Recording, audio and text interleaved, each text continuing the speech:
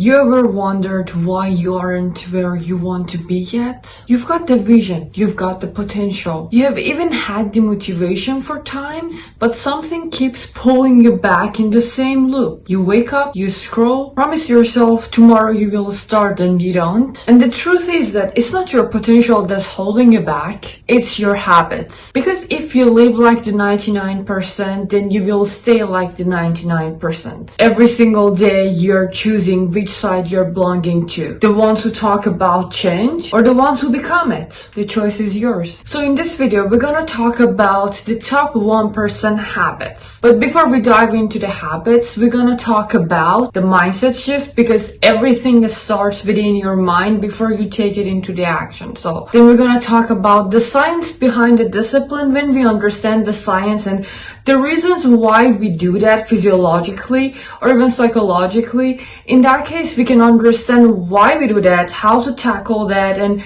successfully build the habits that we want to, or even remove the habits that we don't want to have them anymore. Then we're gonna dive into the habits themselves and how to apply them, and then final words that could really help you. So stay with me till the end of the video. Welcome back to my channel. I'm Alex, and today we're gonna talk about the habits of top 1%. What do they do that they became the top 1%? So let's dive in. The mindset shift. Let's be honest, most people don't actually want the success. They just like to talk about it and fantasize about it. But when it comes to action, they really don't want it, because they want the comfort that looks like success. They want the growth as long as it doesn't hurt. And that's why 99% of the people are stuck. They hit one hard day and then they take it as a sign that we should stop. But that top 1%, they hit the same obstacles and they still continue. And they stop expecting that the path's gonna be painless, cause no. And they understand this very well. Motivation will just fade, but identity stays. The top 1% don't say that I would like to do some workouts. They say that I'm the kind of person who doesn't miss out on my workouts. They don't say that I will try to study. Instead, they will say that I'm the kind of person who shows up for their goals. When your identity shifts, your habit will just follow it. And if you want to dive deep into that mindset, I actually made a video about how to become top 1%, that you can see it up right here. And for further mindset shift and identity shift, I've already talked about that video, so you can just watch it there and let me know what did you think about it. You can comment it down below here or there. But for now, remember this, that discipline isn't about doing more. It's about being more consistent with less excuses. The science behind discipline. Let's get scientific for a second. So your brain has two systems running your life. The first is your emotional brain that seeks comfort, dopamine, and easy wins. And the second one is your logical brain that seeks progress, growth, and long-term reward. So you might think, what can you do with this information? Well, the problem here is that your emotional brain is faster, so it wins in milliseconds. That's why you scroll, delay your workout, study, and skip on journaling. But the top 1% knows this. They don't fight their emotions, they design around them. They remove the friction between them and their habits. They set the bar low enough to start and high enough to grow. And that's why discipline is a system and not a personality trait. For example, put your gym clothes where you can see them. Create a no decision morning rituals. Writing your next move before you sleep. So when you wake up for the next day, you would already know what you're gonna do. In that case, instead of waking up and scrolling through social media, you already know that you have to do this, so you will start doing them. And that's how you win against your own brain. Not by fighting it, but by outsmarting it. The habits of top 1%. Here are 7 habits that almost every top 1% shares. What could they be? First, they journal daily. That's not writing in your diary, no. That's giving direction to your mind. They write what matters, what they are becoming, and what they refuse to tolerate anymore, because they know the importance of self-awareness.